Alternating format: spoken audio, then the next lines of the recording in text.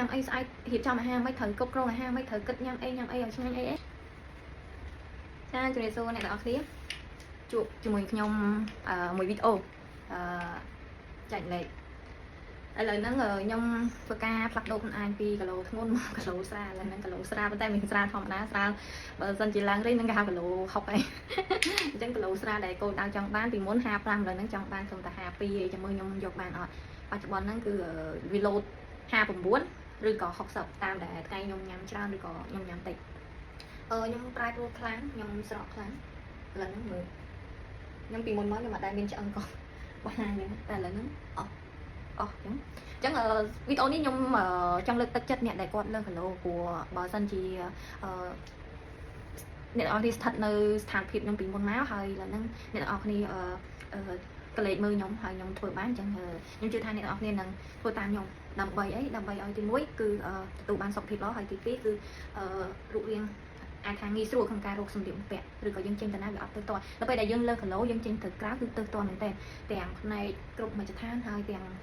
ដើរឈរអង្គុយហ្នឹងគឺពិបាកទាំងអស់អញ្ចឹងអ្នកនរគ្នាអាចធ្វើការដកគីឡូខ្លួនឯងបានឬក៏ហាត់ប្រាណដើម្បីសុខភាពខ្លួនឯងបានគឺវាមានសារៈសំខាន់ព្រោះបច្ចុប្បន្នយើងពិបាកទាំងដឹងនៅចំណីអាហារយើងហើយទី2 stress រឿងផ្សេងអញ្ចឹងណាប្រព័ន្ធសរសៃអីមើលទៅពេលខ្លះមើលយូរទៅកាន់តែ stress ទៅហ្នឹងក៏ធ្វើឲ្យយើងប៉ះពាល់ដល់សុខភាពហើយនឹងគីឡូយើងដែរអញ្ចឹងកាត់បន្ថយទាំងអស់ទៅហើយហាត់ប្រាណទៅគឺនឹងទទួលបាននៅសុខភាពល្អអារម្មណ៍ល្អហើយនឹងរាងកាយក៏ល្អដែរអញ្ចឹងខ្ញុំរំលឹកឡើងវិញពីមុនមកគឺខ្ញុំគីឡូលើសគឺឈានដល់ចិត្តជាង78ដល់ហើយខ្ញុំក៏ធ្លាប់ញ៉ាំជាមួយនឹងផលិតផលដែលជួយសម្រស់ដែរគាត់ថាវាអត់បានផលទេនិយាយទៅវាឃើញតែមួយផ្លែតណាអញ្ចឹងខ្ញុំចង់ឲ្យអ្នកនរគ្នាដើម្បីបានផលដូចខ្ញុំអត់ទាន់បានដល់គោលដៅរបស់ខ្ញុំទេប៉ុន្តែគាត់ថាចង់បានផលដូចខ្ញុំព្រោះជាក់ស្ដែងគឺខ្ញុំបានផលហើយគាត់ថា 100%គឺខ្ញុំបាន60ចិត្តអញ្ចឹងណាចាទី1គឺផ្លាស់ប្ដូរទម្លាប់ការគិតគឺសំខាន់មែនតើចំណីអាហារហាត់ប្រាណហើយនឹងការញ៉ាំទឹកតែ3ហ្នឹងអ្នកនរគ្នានឹងទទួលបានរាងកាយដូចខ្ញុំទទួលបានអាហារអ្នកត្រូវគ្រប់គ្រងថាតើអាហារណាអ្នកគួរញ៉ាំអាហារណាអ្នកមិនគួរញ៉ាំអាហារណាដែលញ៉ាំទៅវាលើសអាហារណាដែលយើងអត់ញ៉ាំទៅវាខ្វះអញ្ចឹងយើងត្រូវចេះគ្រប់គ្រងនិងមើលនៅអាហារខ្លួនឯងហើយទី2គឺហាត់ប្រាណគឺសំខាន់មែនតើយើងមិនថាយើងស្រកគីឡូដោយសារការហាត់ប្រាណ no way គឺយើងស្រកគីឡូគឺពាក់ព័ន្ធទៅនឹងកត្តាផ្សេងដូចខ្ញុំរៀបរាប់អញ្ចឹងប៉ុន្តែគាត់ថាបើសិនជាយើងអត់ធ្វើការហាត់ប្រាណទេយើងអត់មូលអារម្មណ៍ខ្លួនឯងឲ្យមូលហើយចង់កែប្រែខ្លួនឯងទេព្រោះនៅពេលដែលយើងហាត់ប្រាណទៅខួរក្បាលយើងគឺវាស្រស់ស្រាយគិតអីល្អគិតអីស្រួលហើយយកអត់ស្មុគស្មាញផងណាស្អែកញ៉ាំអីស្អែករៀបចំអាហារមិនត្រូវគ្រប់គ្រងអាហារមិនត្រូវគិតញ៉ាំអីឲ្យឆ្ងាញ់អីអាហ្នឹងបើសិនជាយើងអត់ហាត់ប្រាណយកអារម្មណ៍ល្អមកទេអញ្ចឹងយើងគិតអត់ចេញអញ្ចឹងអាទី1ក៏បរាជ័យទី2ក៏បរាជ័យទី3គឺញ៉ាំ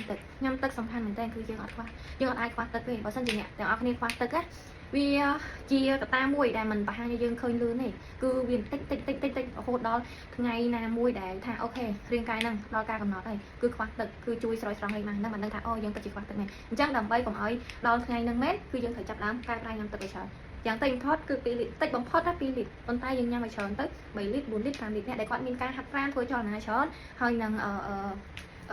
ត្រូវចលនាច្រើនចឹងញ៉ាំទឹកឲ្យបានច្រើនទៅ4-5លីត្រតាមដែលអាចធ្វើបានអញ្ចឹងទៅធ្វើឲ្យយើងមានសុខភាពល្អព្រោះពេលយើងហាត់ប្រាណយើងចេញញើសគឺយើងធ្វើការទៅដែរខ្ញុំអត់មានអីច្រើនទេខ្ញុំមានតែប៉ុណ្្នឹងហើយរីករាយទាំងអស់គ្នាហើយនឹងជួយលើកទឹកចិត្តខ្ញុំមួយផងបាយបាយ